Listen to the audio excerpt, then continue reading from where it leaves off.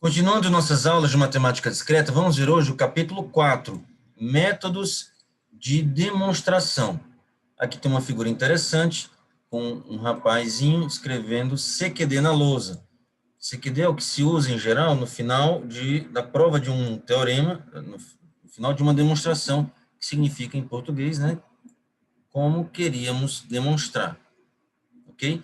Mas antes de continuar aqui, seguindo o capítulo, deixa eu olhar aqui o final do capítulo 2. Quando eu falei de produto cartesiano, gostaria de fazer um comentário rápido, tá? Então, aqui no capítulo 2, nós vimos produto cartesiano de dois conjuntos, que é o A cartesiano B, A vezes B, conjunto de todos os pares ordenados, em que o primeiro componente é um elemento conjunto A, a segunda é um elemento conjunto B, e também vimos produto cartesiano de vários conjuntos, que poderíamos ter triplas ordenadas, quádruplas ordenadas, quíntuplas ordenadas, e etc. Tá? Então, eu queria só fazer aqui uma observação rápida sobre a diferença entre essas coisas, para não haver confusão.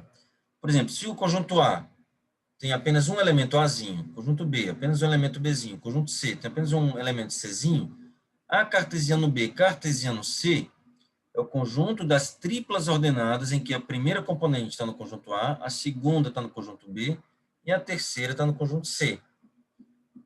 Aqui, nesse caso, só tem uma tripla ordenada, a tripla ABC. Isso é diferente do conjunto A cartesiano B, aí depois cartesiano C. Isso aqui significa que é um par ordenado, aqui, um par ordenado no azul escuro, com duas componentes. Essa aqui é azul claro e essa aqui é azul escuro. O azul claro aqui é um par ordenado do A cartesiano B.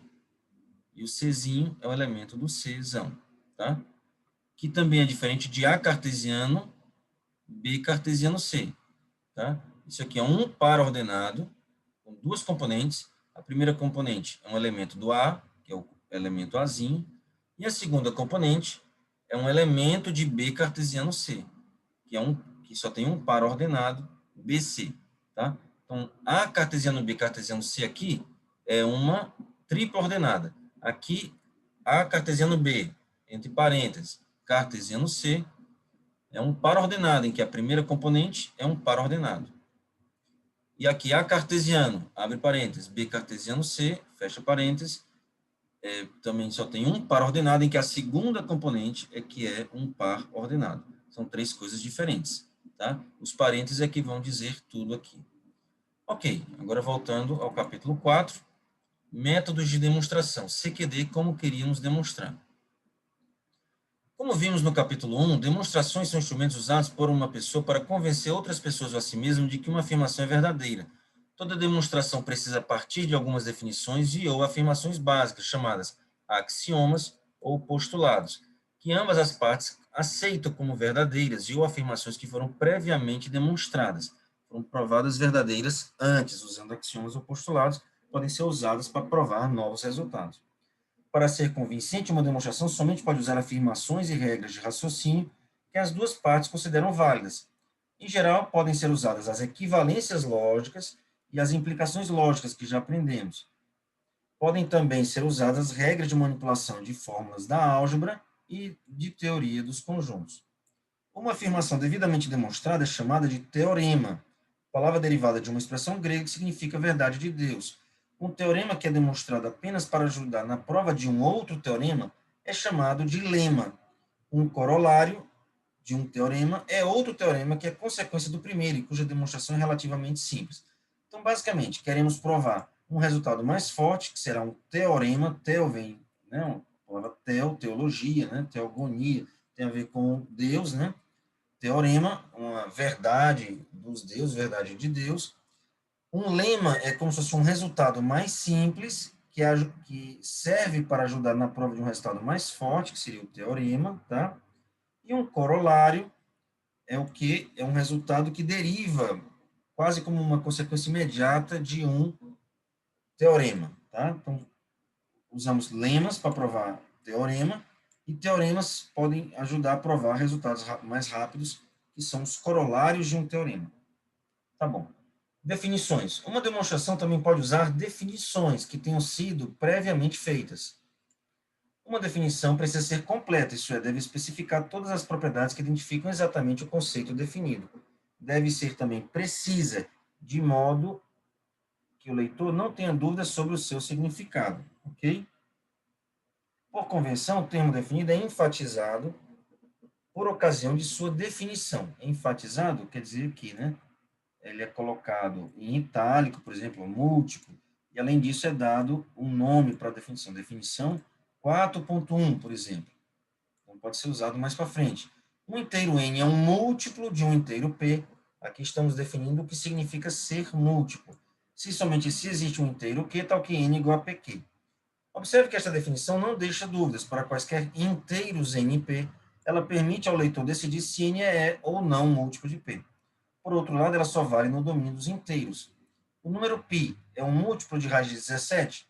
Essa definição não diz nem que sim, nem que não. Ela não faz sentido de acordo com essa definição. Ela não tem sentido ainda. O que é um irracional se múltiplo de outro irracional.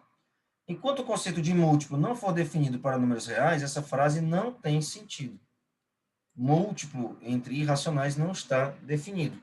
Ela não é nem verdadeira nem falsa e, portanto, não é uma proposição lógica. É algo que não tem sentido. Tá? Observe também que na afirmação que define o conceito, as variáveis n e p são livres, enquanto que a variável q está amarrada no quantificador existe. Existe um inteiro q. Tá? Formalmente, podemos entender esta declaração com a definição de um predicado p. É múltiplo de, com dois parâmetros, n e p. O que significa isso? Então, aqui nós teríamos um predicado, ao invés de chamar predicado p, eu vou chamar de predicado m, da letra múltiplo, m de múltiplo, tá? Então, m seria um predicado, ou seja, algo que é verdadeiro ou falso, dependendo das suas variáveis aqui, n e p, tá? E MNP vai significar exatamente isso daqui, a definição. Tá? Existe Q pertencente aos inteiros, tal que N igual a P vezes Q. N e P são variáveis livres, e a variável Q é uma variável amarrada pelo existencial aqui, né? Pelo quantificador existencial, pelo existe. Ok? Perfeito. Essa definição pode ser usada em demonstrações como se fosse um axioma, ou seja, ela nos autoriza a supor que a afirmação, olha só, qual é a afirmação? A afirmação significa que, para todo NP pertencente a Z, N é múltiplo de P, bicondicional, existe que pertencente a Z tal que N igual a PQ, ou seja, o predicado que eu acabei de definir, M, N, P, tá? Então, a gente pode usar isso como definição. E essa afirmação, que é uma sentença lógica, tá? Ela é verdadeira. Se ela é verdadeira, isso significa que ela é uma tautologia. Ou seja, nós podemos trocar aqui o bicondicional por uma equivalência lógica, tá? Perfeito? Ok. Uma vez que o conceito foi definido, ele pode ser usado em outras definições. Por exemplo, definição 4.2. Um inteiro M, um inteiro P divide um inteiro N, ou seja, é um divisor de N, se e somente se é um múltiplo de P. Veja, aqui nessa definição, de novo, ele deixou em itálico aqui o divide, tá? Deixou em itálico aqui o divisor. Ele está dizendo o que significa ser divide e o que significa ser divisor. Tá? P divide N, ou P é divisor de N, se N é múltiplo de P. Observe o uso do conectivo lógico se e somente se, o bicondicional aqui, nestas definições. Esse conectivo permite ao leitor decidir se uma entidade qualquer do domínio se enquadra ou não na definição. Portanto, toda definição é do tipo se e somente se. Tá? Entretanto, em textos matemáticos e técnicos, é comum encontrar definições que usam apenas a palavra se, quando o autor, na verdade, quer dizer se e somente se. Por exemplo, vamos definir aqui o que significa ser par. Definição 4.3. O inteiro n é par se ele é múltiplo de 2. Está usando só o se, mas devia usar o se somente se. Mas como é uma definição, a gente sabe que tem que ser se somente se. Ele está dizendo o que significa ser par. Essa definição deve ser entendida assim. um inteiro n é par se somente se n é múltiplo de 2, tá? Eis outro exemplo. Se um inteiro n não é par, dizemos que ele é ímpar. Aqui o ímpar que está itálico, estamos definindo aqui o que significa ser ímpar, tá? Só tem o se, mas ele quer dizer se, somente se, porque é uma definição, tá?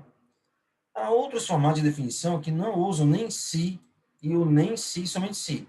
Por exemplo, um número primo, aqui está definindo o que é número primo, está em itálico aqui, está enfatizado, aqui com a definição. O que é um número primo? Um número primo é um número inteiro maior que 1, que não tem nenhum divisor exceto 1 e ele mesmo.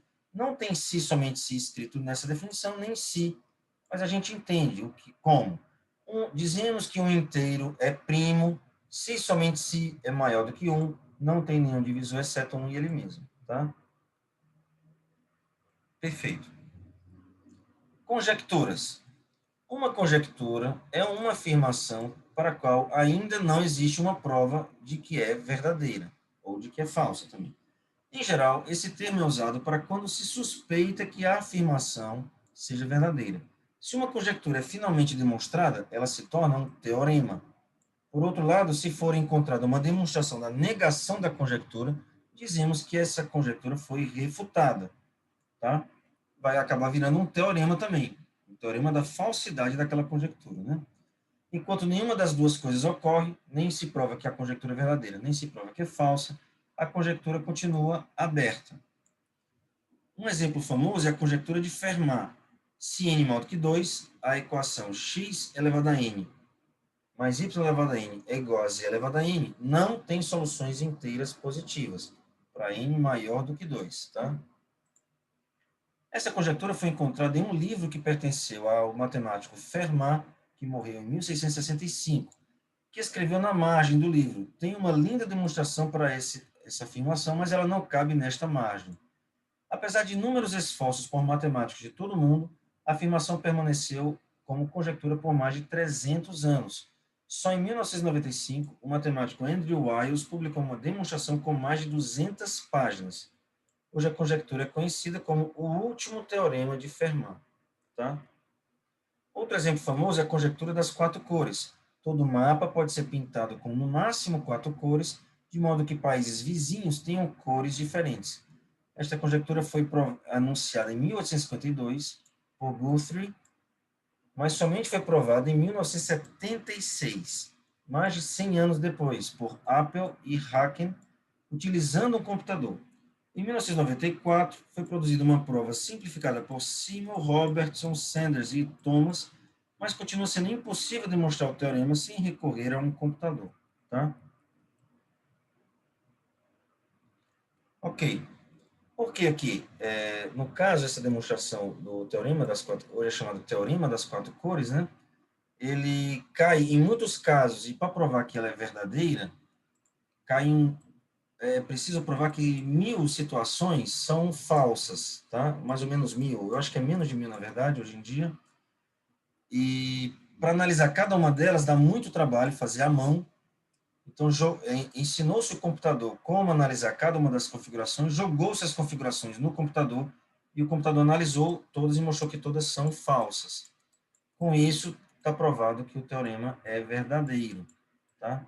Então, muitos matemáticos não gostaram dessa demonstração, que daria uma demonstração muito grande se fosse feita à mão, mas foi uma grande análise de casos, essa demonstração da conjectura das 4 cores.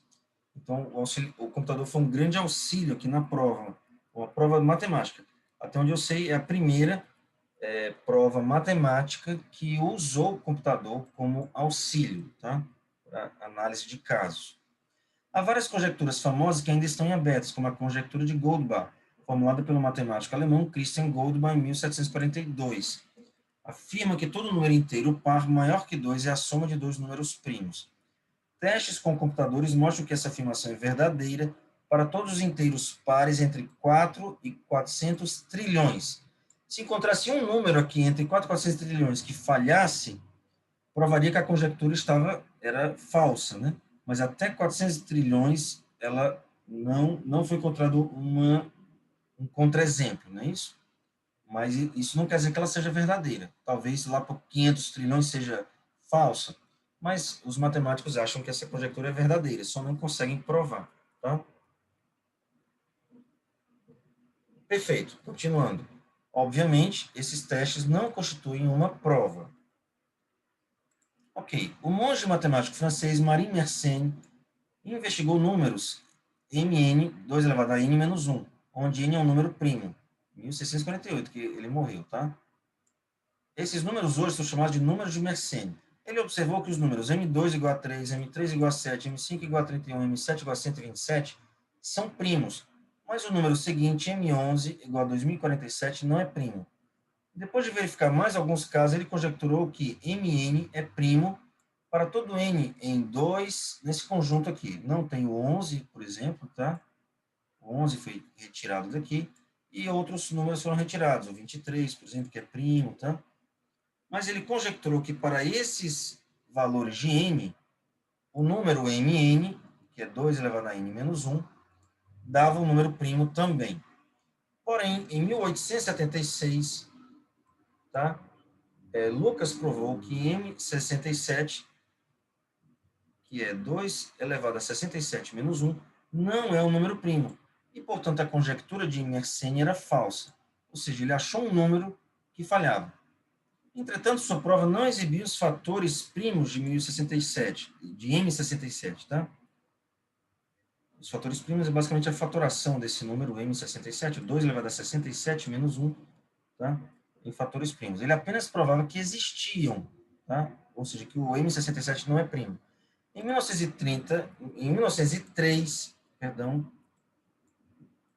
o matemático Cole apresentou uma palestra, uma conferência de matemática com o título vago On the Factorization of Large Numbers. Sem dizer nada, Cole primeiro escreveu o número 2 elevado a 67 menos 1 no quadro negro, exatamente o M67, e fez os cálculos à mão e chegou nesse número aqui, numa metade do quadro. Na outra metade do quadro, ele escreveu o produto, esse número vezes esse número. Fez a multiplicação à mão, obtendo o mesmo resultado. A plateia aplaudiu de pé. Uma apresentação em que ele fez uma conta de multiplicação, basicamente, né? Depois ele contou que tinha levado 3 anos trabalhando todos os domingos para encontrar essa fatoração. Hoje em dia, com computador, né, teria sido muito mais rápido. Mas foi aqui em 1903, não havia computador na época, tá? Mas isso é interessante. Provou-se, então, que a conjectura de Mersenne era falsa apenas com um contra-exemplo, o M67. Tá? Ok, é isso. Próxima aula vamos ver métodos de demonstração.